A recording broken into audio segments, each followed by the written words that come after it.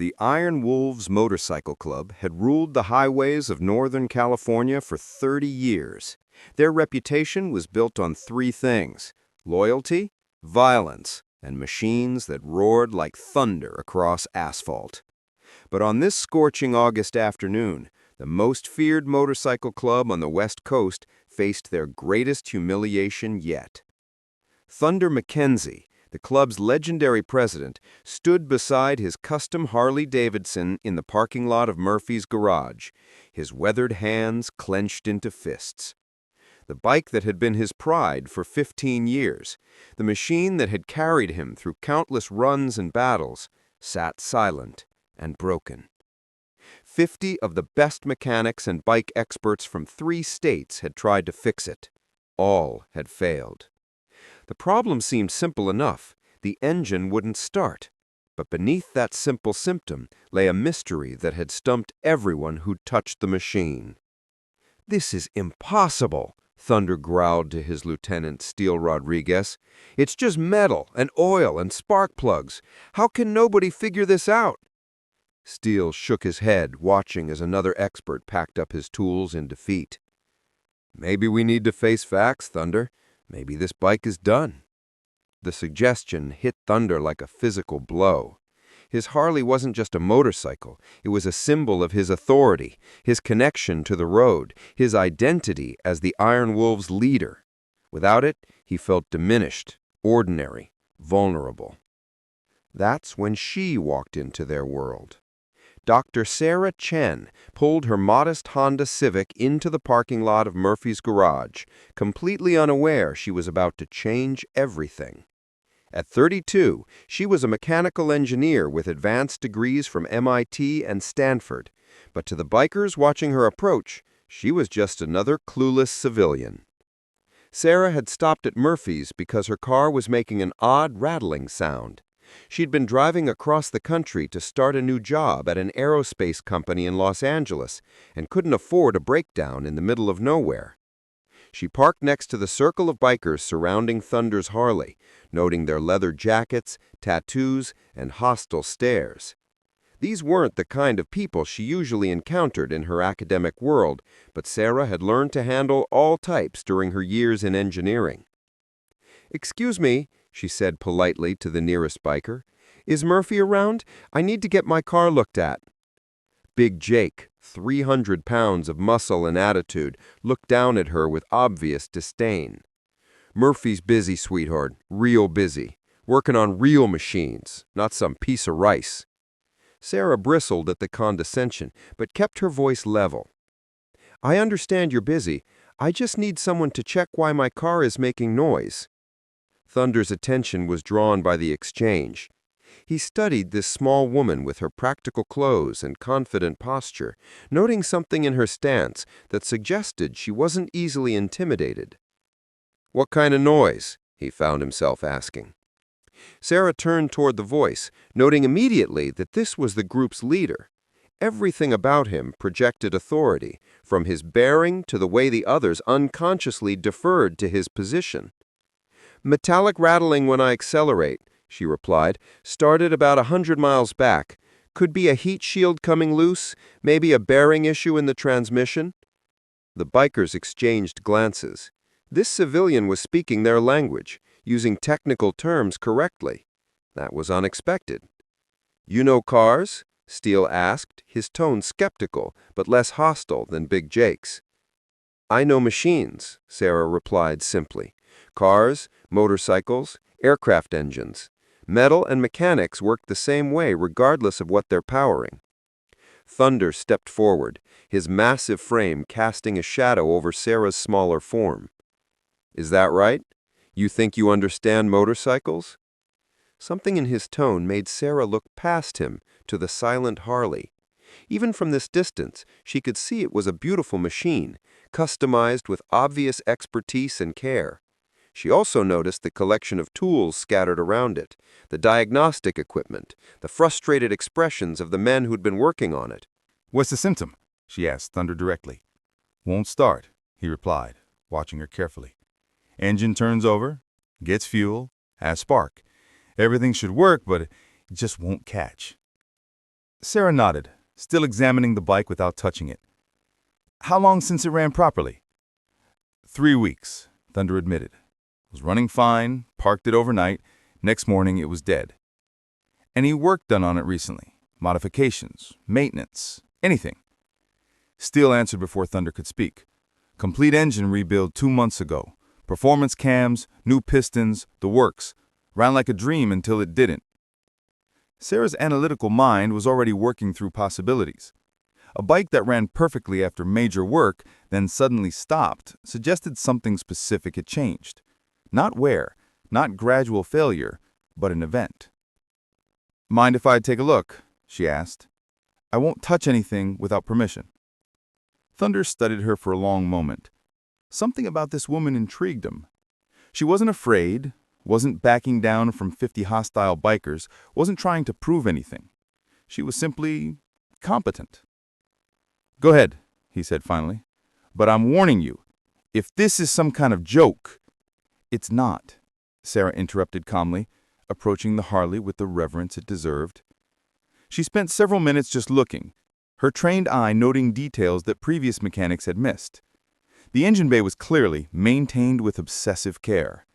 Every component was perfectly positioned, each wire routed with precision. But something was wrong. The wiring, she said quietly, more to herself than anyone else. What about it? Thunder demanded. Every wire has been checked 3 times. Sarah pointed, without touching. The main harness routing.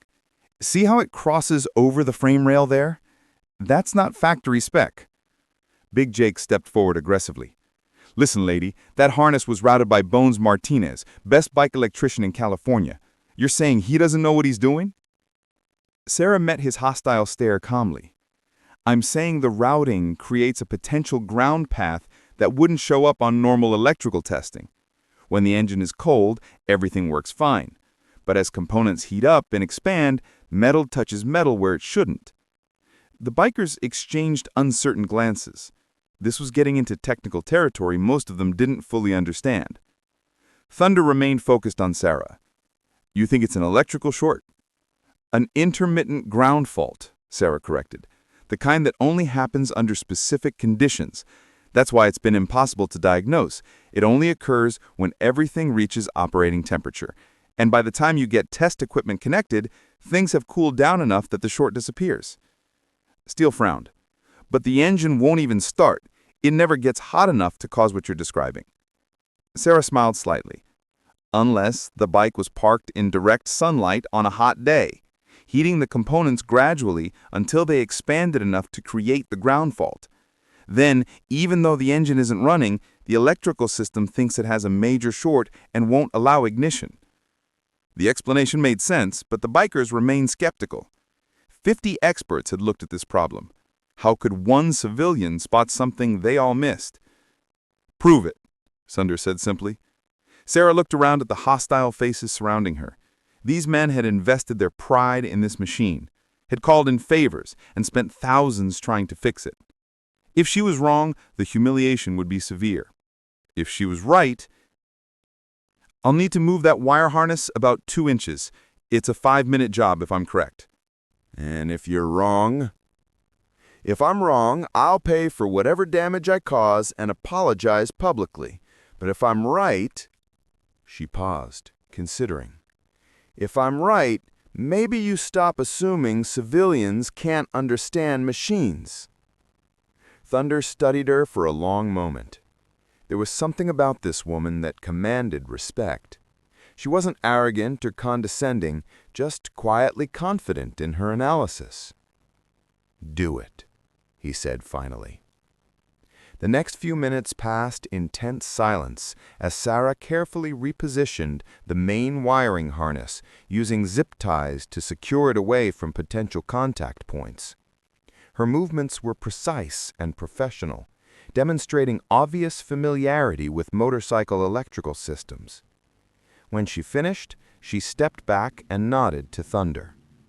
Try it now. Thunder approached his bike with the reverence of a ritual. This machine had been his companion for 15 years, and 3 weeks of silence had felt like losing a piece of his soul. He turned the key, pressed the starter button, and the Harley roared to life. The sound was magnificent, the deep rumble of a perfectly tuned V-twin engine settling into the smooth idle that Thunder had missed desperately.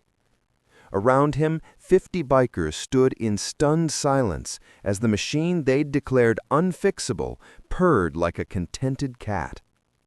Thunder revved the engine, listening to the response, feeling the vibration through the handlebars. Everything was perfect, just as it had been before the mysterious failure. He shut off the engine and turned to face Sarah, his expression unreadable. The parking lot was dead silent, except for the ticking of cooling metal. "Well," he said finally, his voice carrying across the asphalt, "I'll be damned." Big Jake looked like he'd been hit with a sledgehammer. She actually fixed it?" Steele shook his head in amazement. 5 minutes! She diagnosed and fixed what 50 mechanics couldn't figure out? Sarah remained calm despite the victory, understanding that her situation among these bikers was still delicate. She'd proven her point, but she'd also embarrassed their experts and challenged their assumptions about gender and expertise. "It was a good puzzle," she said diplomatically. "Sometimes an outside perspective helps." Thunder continued to stare at her, clearly processing what had just happened. This civilian, this small woman they'd dismissed, had succeeded where everyone else failed. More than that, she'd done it quickly and confidently, demonstrating knowledge that went beyond basic mechanics. "What did you say your name was?" "Sarah Chen." "Sarah Chen," Thunder repeated, as if testing how the name felt. "What do you do for work, Sarah Chen?" "Mechanical engineer. Aerospace propulsion systems, mostly. Jet engines, rocket motors, anything that converts fuel to motion." The bikers murmured among themselves. Aerospace engineering carried prestige even in their world. These were people who understood and respected mechanical expertise. "And you just happened to stop here because your car was making noise?" Steele asked suspiciously. Sarah smiled. "Sometimes the universe has a sense of humor about timing." Thunder walked closer to her, close enough that most people would have felt intimidated by his size and presence. But Sarah held her ground, meeting his gaze steadily.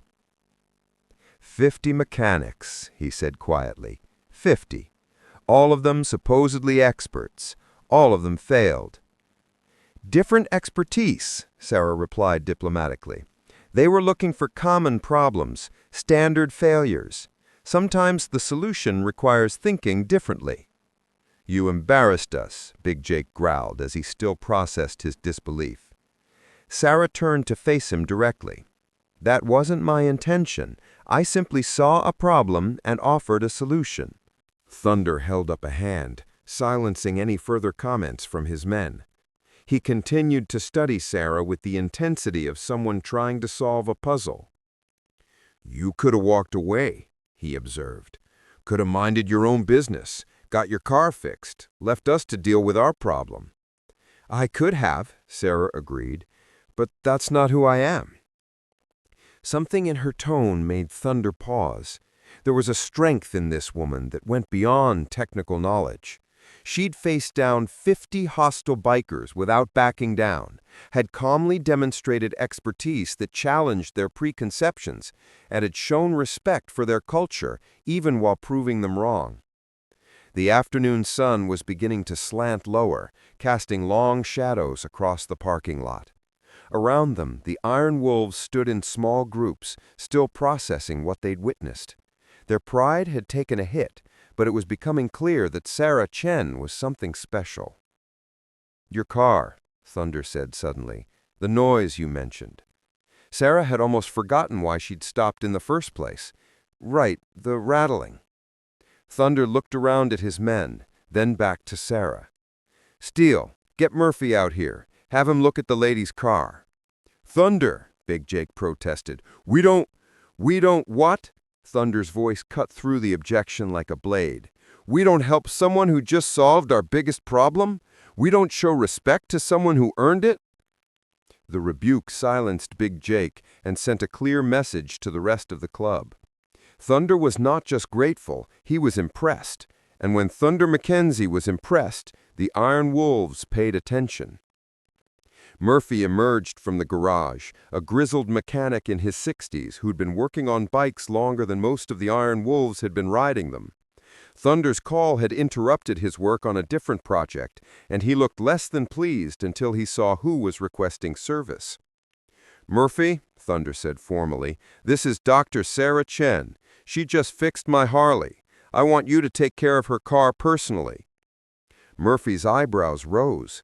He'd watched 50 experts fail to diagnose Thunder's bike problem. If this woman had succeeded where they couldn't, she'd earned serious respect. What seems to be the trouble, Doc? He asked with genuine courtesy. Sarah explained the rattling noise while Thunder listened carefully. Even this simple interaction revealed more about her character. She described symptoms precisely without speculation, asked intelligent questions about Murphy's diagnostic process, and treated the older mechanic with obvious respect. As Murphy began examining Sarah's Honda, Thunder found himself in an unusual position. The Iron Wolves were watching him, waiting for his lead on how to treat this woman who'd upended their assumptions. His next actions would set the tone for the entire club. Sarah, Thunder said, deliberately in front of his men, can I ask you something? Of course. Why didn't you just tell us what you thought was wrong? Why risk your reputation by insisting on fixing it yourself? Sarah considered the question carefully. Because diagnosis is only half the skill. Anyone can theorize about problems. Actually solving them requires different knowledge, different techniques. I needed to prove the solution worked, not just explain why I thought it might. Thunder nodded slowly. It was an answer that resonated with him. The Iron Wolves had little patience for theories or excuses. They respected action, results, proven competence. Found your problem, Doc, Murphy called from under the Honda's hood. Heat shields come loose from the exhaust manifold. Simple fix, but it would have gotten worse if you kept driving. Sarah walked over to see what Murphy had discovered. Thunder followed, noting how she engaged with the mechanic as an equal, asking technical questions and offering insights about the repair. You were right about the diagnosis, Murphy told her. Heat shield, just like you figured. How'd you know without looking? Sound pattern, Sarah replied. Metallic resonance that changes with engine speed usually means something's vibrating against the exhaust system. Heat shields are the most common culprit. Thunder watched this exchange with growing interest. Sarah wasn't just knowledgeable about machines, she understood the diagnostic process, the methodical approach that separated real mechanics from parts changers. As Murphy worked on the Honda, Thunder made a decision that would change everything. Sarah, he said, his voice carrying the authority that commanded absolute attention from his club. I owe you a debt. The parking lot fell silent. Debts among the Iron Wolves were serious matters, formal obligations that carried weight and honor. You don't owe me anything, Sarah replied. I was happy to help. Thunder shook his head. 50 experts couldn't fix my bike. You did it in 5 minutes. That deserves recognition. He turned to address his entire club, his voice carrying across the asphalt. Iron Wolves, this woman, Dr. Sarah Chen, has done something none of us could do. She solved our problem, showed us something new, proved that expertise comes in forms we didn't expect. The bikers listened intently. Thunder's formal tone indicated this was more than casual conversation. This was club business. From this moment, Sarah Chen is under the protection of the Iron Wolves. Anyone who disrespects her answers to me personally. The declaration sent ripples through the assembled bikers. Thunder was essentially adopting Sarah as an honorary member, granting her status and protection within their world. Sarah looked surprised by the formal pronouncement. "That's really not necessary." "It is," Thunder interrupted firmly. "You earned respect today. In our world, respect carries obligations." Steele stepped forward, understanding his president's intent. "What Thunder's saying, Doc, is that you're family now. Iron Wolves take care of family." Big Jake still looked uncomfortable with the situation, but he nodded acknowledgement of Thunder's decision. When the president spoke with such finality, the club followed. Murphy finished repairing the Honda and closed the hood. "All set, Doc. Heat shield secured. Shouldn't give you any more trouble." Sarah moved to pay for the repair, but Thunder stopped her with a gesture. "Murphy, put it on the club's account." "Thunder, really?" Sarah began. "Really," he said firmly. "It's done."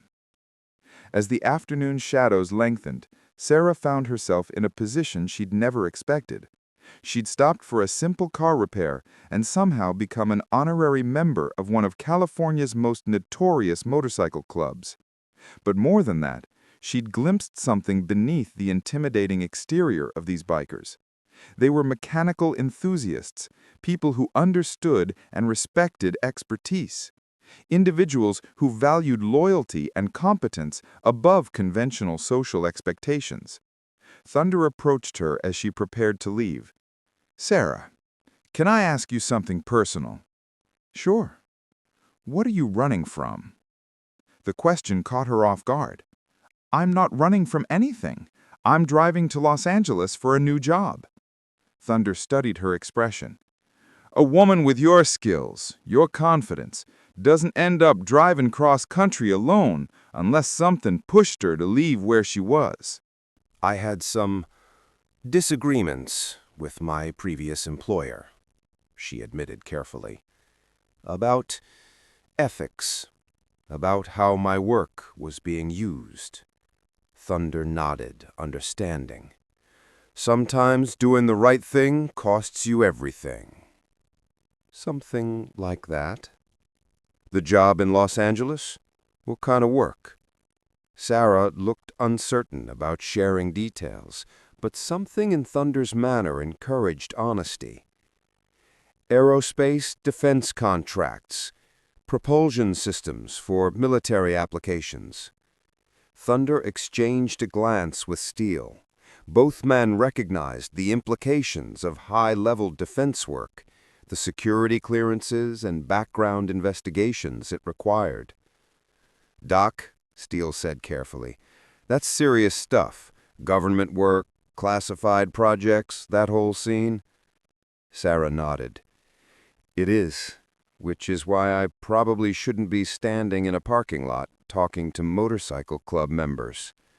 Thunder laughed, a genuine sound that seemed to surprise his own men. "Lady, after what you did today, I think you can handle yourself in any situation." As Sarah prepared to leave, Thunder made another decision that would have lasting consequences. "Sarah," he said, pulling out his phone, "I'm giving you my personal number. If you ever need anything, and I mean anything, you call me directly." Sarah looked at the phone number he'd written on a business card for Murphy's garage. "Thunder, I appreciate the gesture, but I doubt our worlds will cross again." Thunder's smile held knowledge she didn't possess. "Doc, in my experience, the universe doesn't bring people together by accident. Something tells me this isn't the last time we'll meet." Sarah took the card, more out of politeness than any expectation she'd use it. "Thank you for treating me with respect today. That meant more than you know." Thunder nodded seriously. "Respect is earned, not given. You earned yours."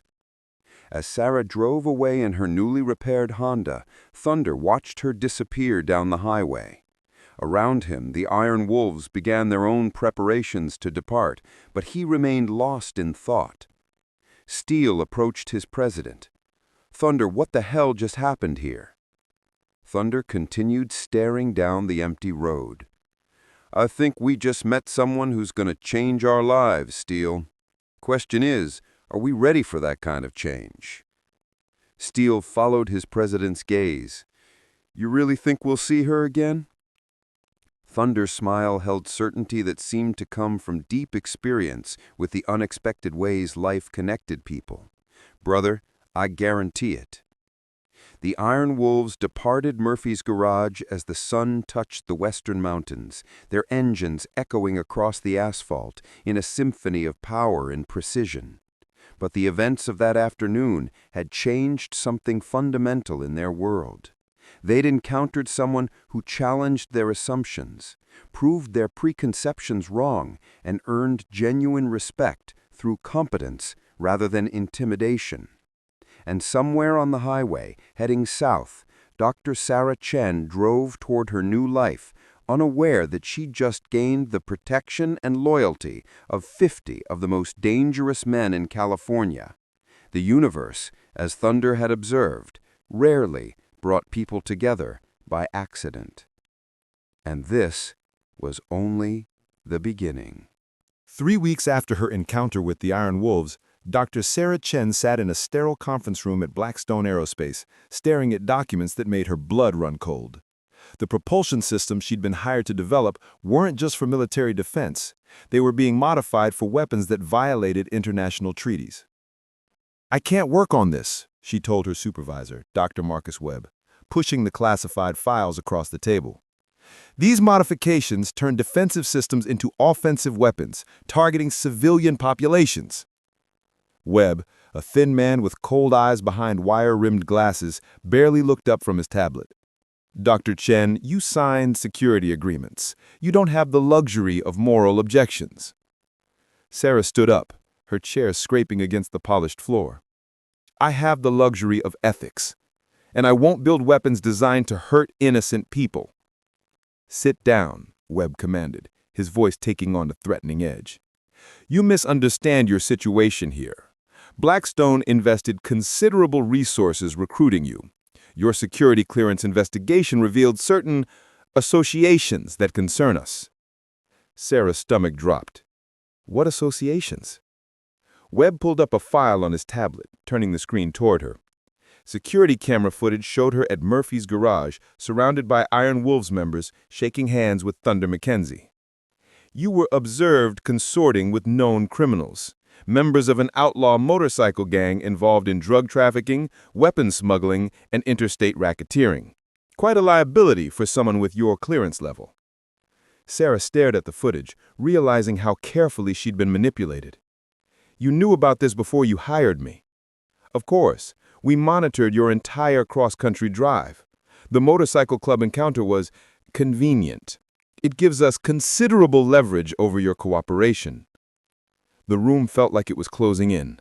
Sarah understood now why the job offer had seemed too good to be true, why they'd expedited her security clearance, why they'd been so eager to relocate her to Los Angeles. You're blackmailing me. Webb smiled thinly. We're ensuring project security. You'll complete your assigned work, Dr. Chen. The alternative is having your security clearance revoked, your reputation destroyed, and your association with criminal organizations made public. You'd never work in aerospace again. Sarah's mind raced through her options. Webb was right. They had her trapped. The security camera footage could be taken out of context, made to look like she was collaborating with criminals rather than simply helping with a mechanical problem. I need time to think, she said finally. You have until Monday. Then you either commit to the project or face the consequences. That evening, Sarah sat in her temporary apartment, staring at Thunder's business card. The idea of contacting a motorcycle club president for help seemed insane, but Webb's threats had left her few alternatives. She dialed the number. Thunder. It's Sarah Chen, the engineer who fixed your Harley. A pause, then warmth entered his voice. Doc, I was wondering when you'd call.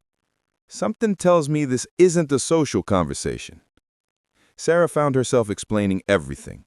The weapons project, Webb's blackmail, the surveillance footage, the impossible situation she faced. Thunder listened without interruption, asking only clarifying questions that revealed his understanding of the complexities involved. Doc, sounds like you've walked into a snake pit. I don't know what to do. If I refuse, they'll destroy my career. If I comply, I'll be building weapons that kill civilians. Thunder was quiet for a moment. Where are you right now? My apartment in Los Angeles. Pack a bag. I'm sending Steele to pick you up. Thunder, I can't just disappear. That would prove their accusations about criminal associations. Doc, trust me. Sometimes the only way to fight dirty pool is to change the game entirely. 2 hours later, Sarah found herself riding behind Steele Rodriguez on his Harley, speeding through the California night toward an unknown destination. The irony wasn't lost on her. She was fleeing accusations of criminal association by literally associating with alleged criminals. They rode for 3 hours, finally stopping at a compound hidden in the mountains north of Los Angeles. The Iron Wolves clubhouse was more sophisticated than Sarah expected. A collection of buildings surrounded by security fencing with workshops, living quarters, and meeting facilities. Thunder waited in the main building, studying files spread across a conference table. Sarah was surprised to see the documents were printouts of Blackstone Aerospace's corporate structure, government contracts, and executive profiles. "Doc," Thunder said without preamble, "tell me about Marcus Webb." Sarah described her supervisor, his threats, and his apparent authority within Blackstone's classified programs. Thunder nodded grimly. "Webb's dirty. Has been for years. We've been tracking his operation." "We?" Steele answered from behind her. "Doc, the Iron Wolves aren't what they appear to be. Haven't been for a long time." Sarah looked between the two men, sensing undercurrents she didn't understand. "What do you mean?" Thunder gestured to a chair. "Sit down. Time you learned some things." Over the next hour, Thunder revealed the truth about the Iron Wolves Motorcycle Club. They were indeed involved in illegal activities, but as undercover federal agents infiltrating criminal organizations. The club served as cover for a joint DEA-FBI task force investigating weapons trafficking and defense contractor corruption. The real Iron Wolves were disbanded 15 years ago. We took over their identity, their territory, their reputation. It's the perfect cover for investigating the exact type of corruption you've stumbled into. Sarah stared at him in shock. "You're federal agents?" "Task force operatives. I'm DEA, Thunder's FBI. Most of the guys you met at Murphy's are either federal agents or cooperating witnesses from actual criminal organizations." Thunder opened another file. "Blackstone Aerospace has been on our radar for 2 years. They've been selling modified defense technology to international buyers, including several terrorist organizations. Webb runs their black market operation." Sarah felt like the world had shifted beneath her feet. "The surveillance footage? The blackmail attempt?" "Standard operating procedure for Webb's operation. He identifies talented engineers with exploitable vulnerabilities, maneuvers them into compromising positions, then uses blackmail to ensure cooperation." "How many people has he done this to?" Steele consulted his notes. "At least 12 engineers over the past 3 years. Most comply with his demands rather than risk career destruction." Sarah processed this information, understanding now why her situation had felt like a carefully orchestrated trap. What happened to the engineers who refused? Thunder's expression darkened. 3 mysterious accidents, 2 career-ending security investigations, 1 apparent suicide. Webb doesn't leave loose ends. The implications hit Sarah like a physical blow. She wasn't just facing career damage, she was in genuine danger. "Doc, we've been trying to build a case against Blackstone for months, but Webb's operation is compartmentalized, secure. We needed someone on the inside, someone with access to the classified projects." Sarah understood immediately. "Someone like me. Someone exactly like you. An engineer with the skills to understand what they're really building, the ethics to refuse participation, and the courage to fight back." Steele leaned forward. "Doc, would you be willing to help us expose Webb's operation? Work with us to gather evidence that could shut down the entire network? Sarah looked around the conference room, noting the sophisticated surveillance equipment, the federal law enforcement credentials displayed on the walls, the professional competence of the two men who'd revealed their true identities. What would that involve? Thunder opened a laptop, showing her a complex operational plan. You returned to Blackstone, agreed to work on Webb's project, but instead of building functional weapons, you introduce subtle sabotage into the designs. Meanwhile, you document everything: meetings, conversations, technical specifications, financial transactions. That sounds incredibly dangerous. It is, Thunder admitted. Webb has killed to protect his operation, but we'll have you under constant surveillance, and we'll move fast once we have enough evidence. Sarah studied the operational plan, her engineer's mind, analyzing the risks and variables involved. How do you know I can trust you? How do I know this isn't another manipulation? Thunder nodded approvingly. Smart question. Steele, show her the credentials. Steele produced a leather folder containing FBI and DEA identification, along with documentation of the Joint Task Force operation. Phone numbers for supervisors, case file references, everything needed to verify their identities through official channels. Call the numbers, Thunder said. Verify our identities, take all the time you need. Sarah spent the next hour making calls, speaking with federal supervisors who confirmed Thunder and Steele's status as undercover operatives. The reality slowly sank in. These bikers, who'd initially intimidated her, were actually law enforcement officers working to stop exactly the type of corruption she'd encountered. "Assuming I agree to help," she said finally, "what happens to my career afterward, my security clearance, my reputation?" Thunder smiled. "Doc, once we expose Blackstone's operation, you'll be a federal witness who helped stop illegal weapons trafficking. Your clearance gets upgraded, your reputation gets enhanced, and every aerospace company in the country will want to hire the engineer who took down a major criminal conspiracy." Steele added, "Plus, the Justice Department has a very generous witness protection and relocation program. New identity, new job, clean slate wherever you want to start over." Sarah found herself considering the proposal seriously. The alternative was either building weapons for terrorists or facing Webb's retaliation. Working with the federal task force offered a way to fight back while protecting innocent lives. "I'll need guarantees, protocols, protection procedures, legal immunity for my cooperation." Thunder opened another file. "All standard. We've done this before, Doc. We know how to keep witnesses safe." The next several hours were spent planning Sarah's return to Blackstone Aerospace. She would claim to have reconsidered her objections, agree to work on the project, but secretly document everything while introducing design flaws that would make the weapons unreliable. "The key," Thunder explained, "is making the sabotage look like honest engineering errors.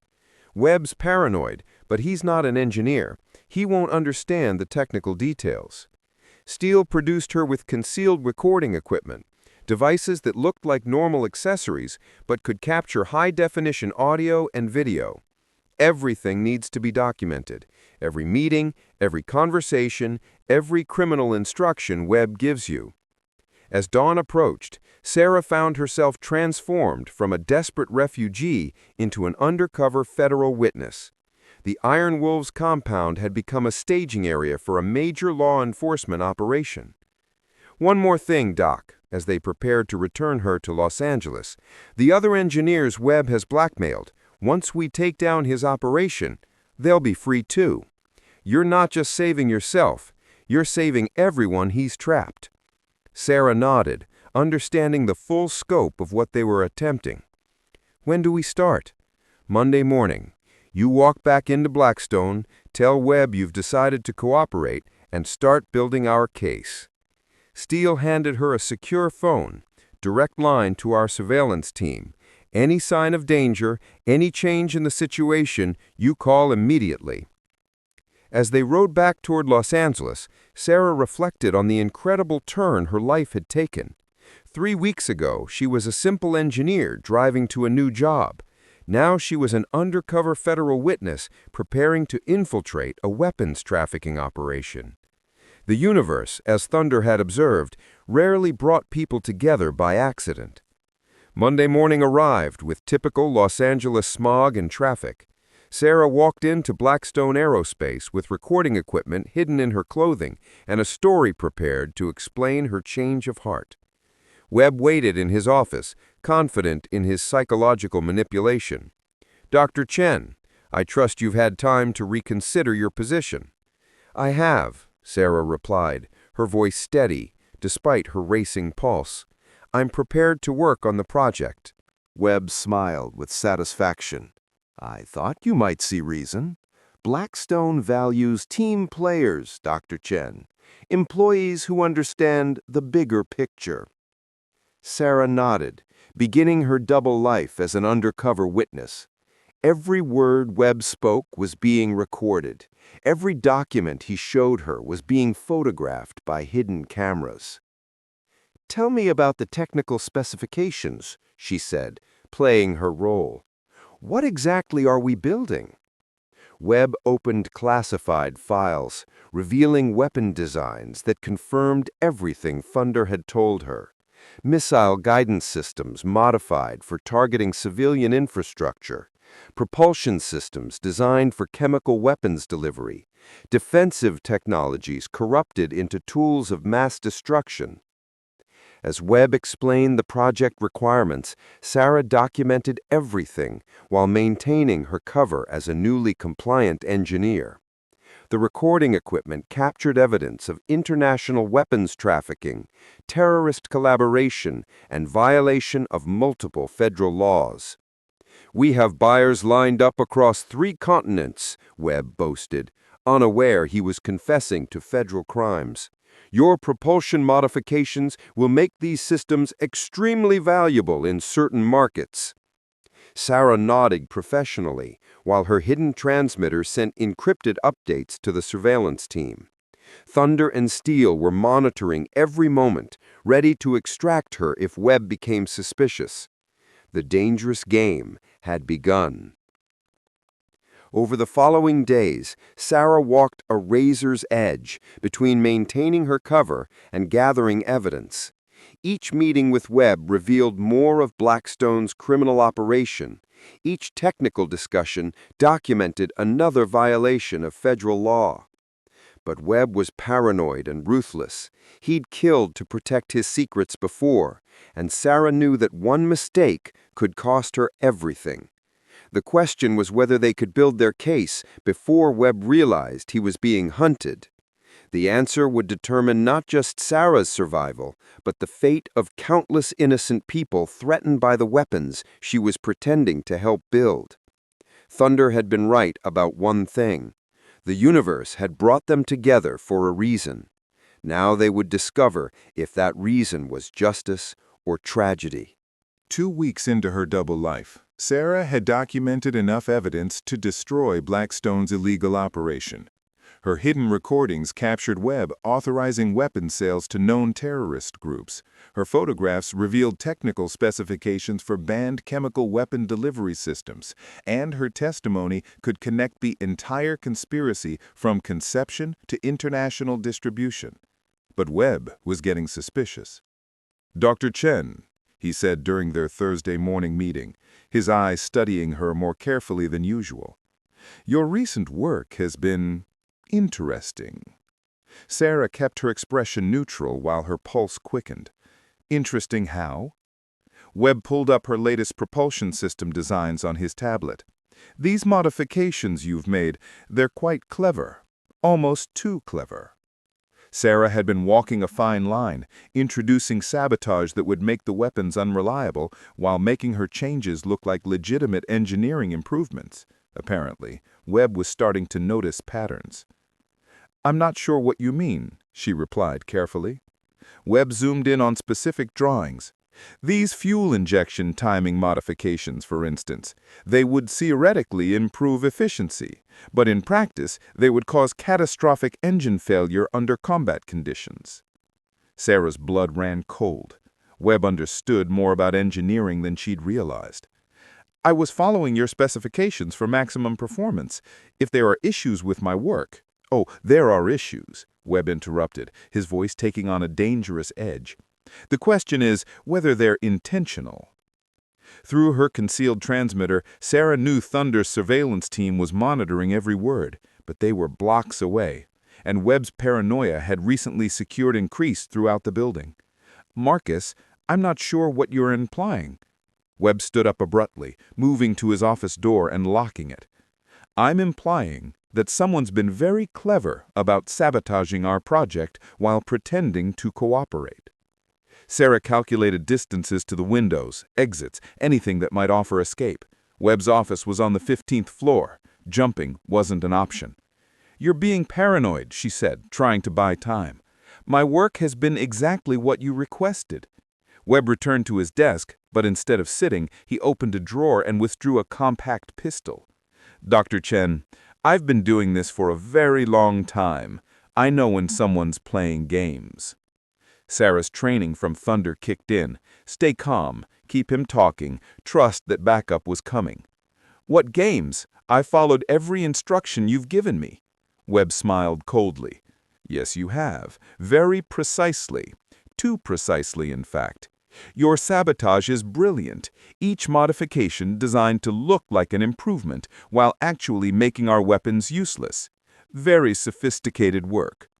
The secure phone in Sarah's pocket vibrated. Thunder signaled that the task force was moving to extract her. She needed to keep Webb distracted for just a few more minutes. You're wrong about this, Marcus. My modifications are designed to optimize performance within your parameters. Webb laughed without humor. Dr. Chen, I may not be an engineer, but I've had these designs reviewed by experts. Your work would turn our precision weapons into expensive fireworks. Through the office windows, Sarah could see movement in the parking lot. Federal tactical teams were taking positions around the building, but they'd need time to reach the 15th floor. Even if that were true, Sarah said, what would be my motivation? You have leverage over me, remember? The motorcycle club associations? Webb's expression changed, becoming even more dangerous. About that, we did some additional investigation into your little roadside encounter. Turns out your new biker friends aren't quite what they appear to be. Sarah's heart sank. Somehow, Webb had discovered the truth about the Iron Wolves. I don't know what you mean. Webb turned his tablet toward her, showing surveillance photos of Thunder and Steele entering federal buildings, meeting with FBI supervisors, conducting official business in their real identities. Thunder McKenzie, real name Agent Thomas Mitchell, 15-year FBI veteran specializing in organized crime infiltration. Steele Rodriguez, actually Agent Carlos Vasquez, DEA undercover specialist. Your motorcycle club friends are federal agents, Dr. Chen. Sarah realized that all their careful planning had been compromised. Webb knew everything. Which means that you've been working with federal law enforcement from the beginning. This entire operation has been designed to gather evidence against me. The office door handle rattled as someone tried to enter from the hallway. Federal agents were in the building, but Webb had locked them out of his office. Marcus, even if that were true, you're surrounded. Federal agents are in this building right now. Surrender, and maybe you can make a deal. Webb moved closer, keeping the pistol trained on her. Oh, I intend to make a deal. You see, Dr. Chen, I have something the federal government wants very badly. You. Their star witness, their key to bringing down my entire operation. Here's what's going to happen, he said calmly. You're going to call your federal friends and tell them to back off. Tell them that any attempt to arrest me results in your immediate death. Sarah shook her head. I won't do that.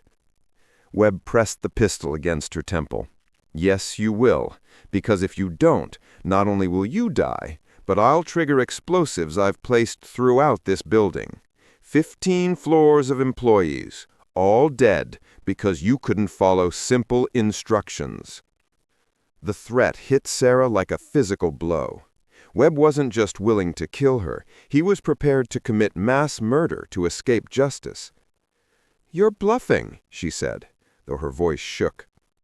Webb pulled out a small device with his free hand. "Dead man's switch, Dr. Chen. If I release this trigger, or if my heart stops beating, explosives on 6 floors detonate simultaneously. 300 innocent people die." Through the door, they could hear federal agents using cutting tools to breach the lock. Thunder's voice carried clearly as he directed the tactical team's approach.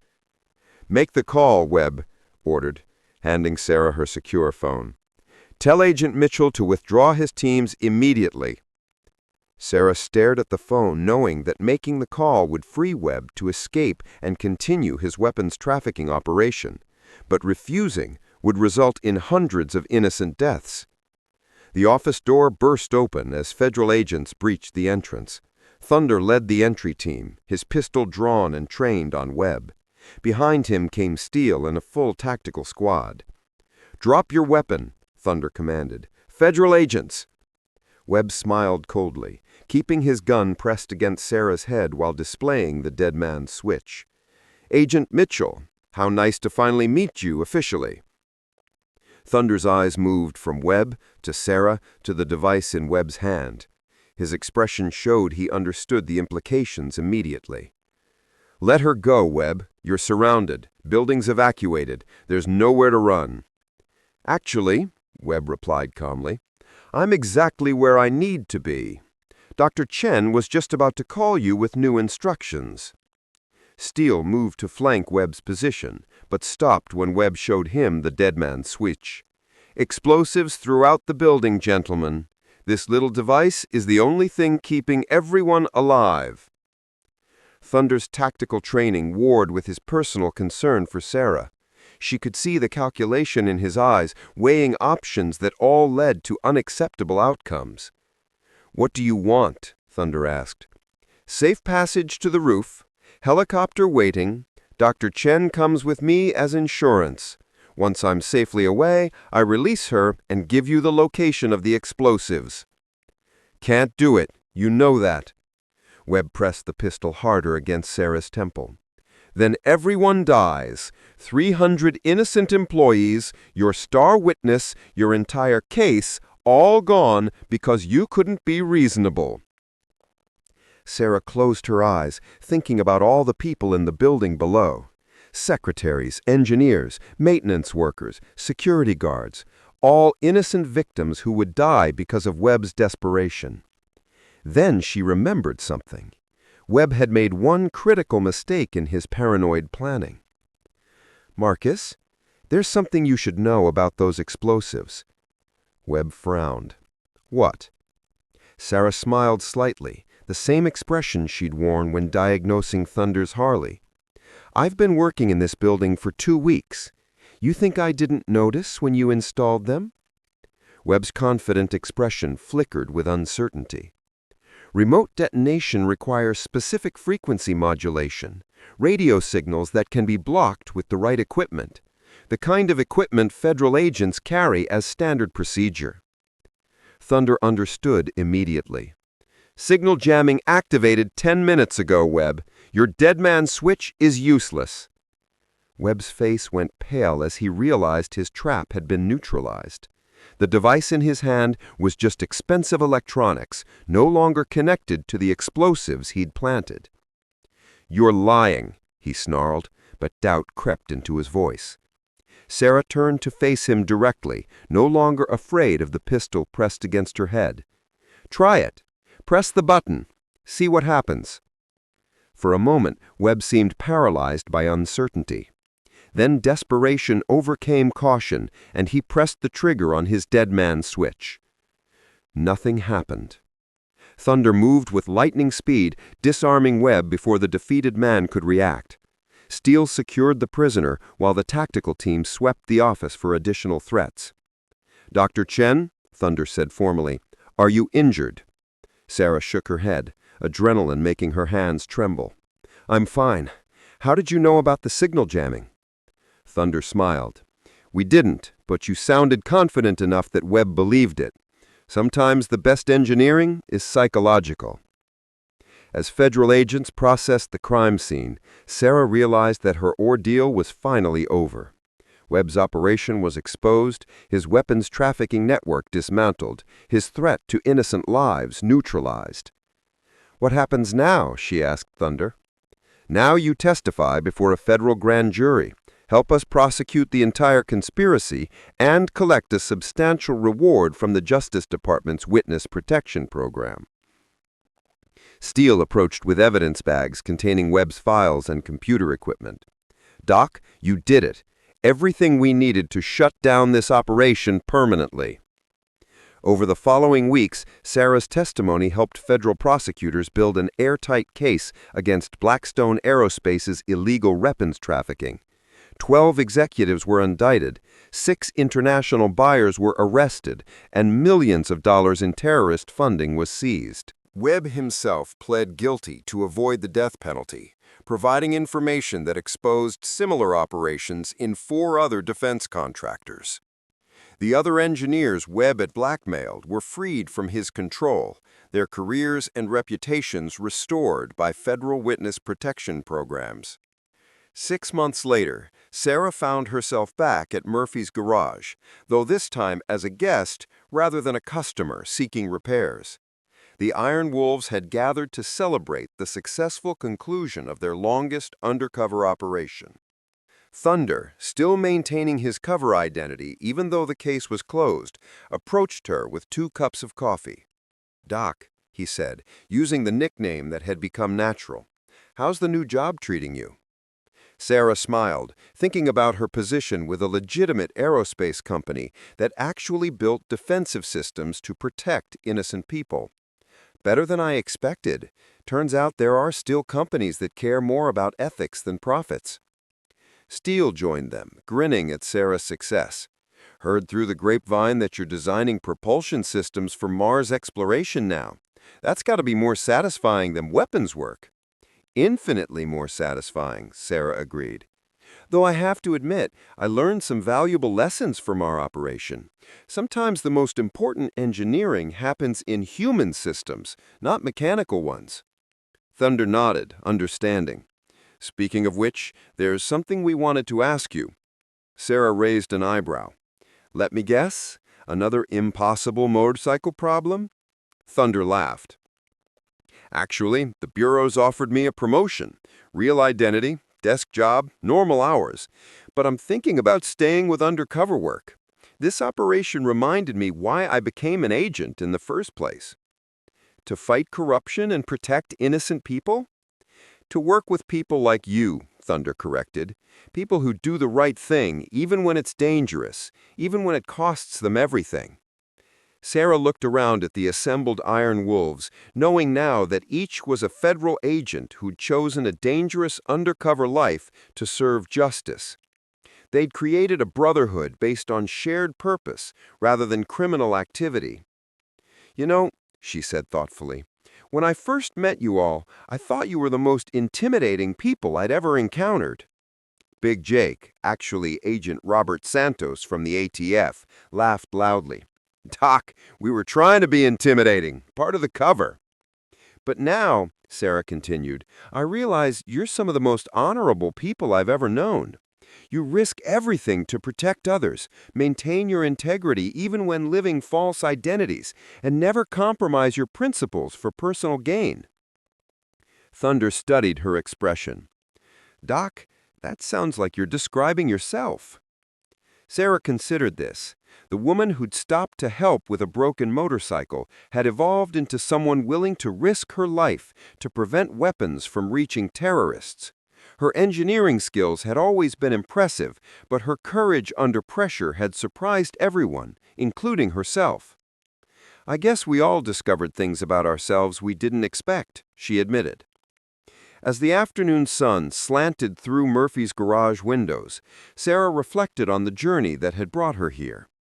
A simple act of mechanical kindness had led to infiltrating an international conspiracy, risking her life for strangers, and finding a community of people who shared her values. Thunder approached as she prepared to leave. "Doc, I've got one more question for you." "What's that?" Thunder gestured toward his Harley, purring smoothly in the afternoon light. Think you to teach some of the newer agents about motorcycle maintenance? Turns out mechanical knowledge is pretty useful in undercover work. Sarah smiled, remembering the challenge that had started everything. I'd be happy to. But next time someone says, "If you're so smart, fix my Harley," maybe check if she actually can before making it a dare. Thunder laughed, the sound carrying across the parking lot where 50 federal agents maintained their cover as outlaw bikers. "Doc, something tells me that was never really a dare. I think the universe just put the right person in the right place at the right time." As Sarah drove away in her Honda, she passed a sign for Murphy's garage that she'd never noticed before. Under the business name, in smaller letters, it read, "All problems have solutions. You just need to know where to look." She smiled, thinking about how perfectly that philosophy applied to both mechanical and human challenges. Sometimes the most complex problems required nothing more than the willingness to look beyond assumptions, trust in competence over prejudice, and remember that expertise comes in unexpected forms. Behind her, the Iron Wolves prepared for their next undercover operation, secure in the knowledge that justice sometimes rode on two wheels and sounded like thunder. The garage fell quiet as the last motorcycle departed, but the echo of their engines promised they'd return whenever truth needed defending, whenever corruption required exposing, whenever someone called for help with an impossible problem. Because sometimes the smartest thing you can do is ask the right person to fix what's broken. And sometimes, if you're very lucky, that person knows exactly what tools to use.